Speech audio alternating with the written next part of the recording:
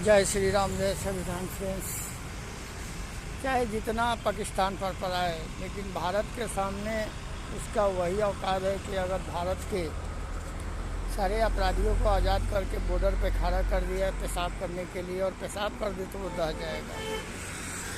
लेकिन वो भारत में बस रहे जो भी गद्दार हैं, उसके दम पे वो इतना भौंकता है। और इसके पीछे कारण है क्योंकि कोई गद्दार केवल मुसलमान में ही नहीं, हमारे हिंदू में भी है।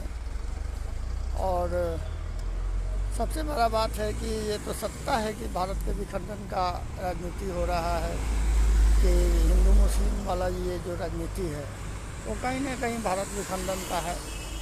वरना उसकी क्या औकात थी कि हमारे भारत में नज़र उठा के देखी। रही बात जो हमारे यहाँ का जो ये मीडिया है, ये तो आतंकवाद से भी खतरनाक है अपने देश के लिए। आप लोग देखते होंगे कि ये हमारे भारत का रीति रिवाज है कि दुश्मन की तरफ हम लोग मुड़ के नहीं देखते हैं, लेकिन ये डिबेट कराने के लिए, टीवी पाने के लिए पाकिस्तान से डिबेट कर रही है। 2 गाली दे रही है और 2 गाली सुन रही है। ये दुखद है क्योंकि वो इस प्रकार से करने से उसका जो है ना औकात अपने आप में वो ज़्यादा समझ रहा है।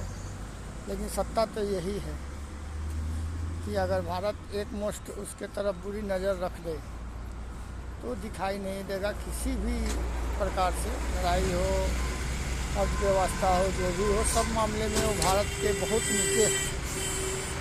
और जहाँ तक ये जो हो रहा है, हमें तो लग रहा है कहीं ना कहीं ये राजनीतिक अनुवाद का भी हिस्सा हो सकता है, जिस तरह घटना हुआ है।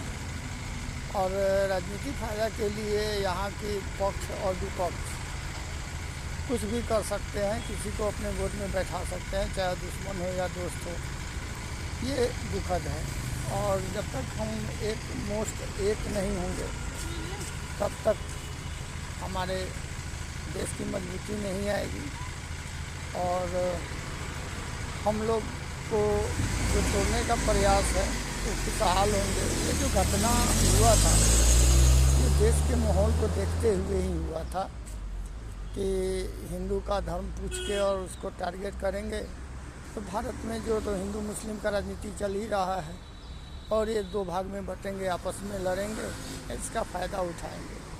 और मीडिया भी लगभग यही प्रयास करी। लेकिन ये छोटे छोटे चैनल और सोशल वेबसाइट पे जो सत्ता का लड़ाई लड़ रहे हैं, उन लोगों ने इस लड़ाई को रोका है और अपना जितना हो सके आवाज़ उठाया है, जिसके कारण ये बचा है। नहीं तो पाकिस्तान के आतंकवाद का यही इशारा था कि ये ऐसा काम कर दे कि ये भारत के हिंदू जो हैं पाकिस्तान में या इंडिया के मुसलमानों पे अपना दबदबा बनाए और आपस में लड़े और उनके साथ ऐसा व्यवहार करे कि भारत टूटे। लेकिन इन्हें पता नहीं है कि हमारे देश में अब्दुल कलाम जैसे लोग आए जो देश के राष्ट्रपति भी बने, और बहुत ऐसे लोग आए देशभक्त जो देश को मजबूत किए और हमारे एकता अखंडता को मजबूत किए। जय श्री राम, जय संविधान।